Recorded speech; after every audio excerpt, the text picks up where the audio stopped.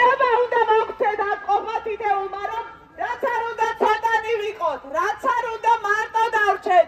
მაინც მოხვდეთ აქ და იტყვით ამ სიტყვებს თავისუფლება საქართველოს.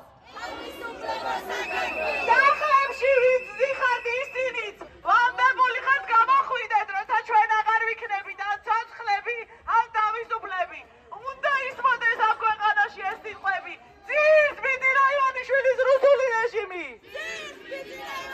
თავისუფლება საქართველოს. თავისუფლება რეჟიმის ყველებს. თავისუფლება საქართველოს იდეალ მოქალაქეს, სანჯარო მოხელეს, პოლიციეს. თავისუფლება საქართველოს.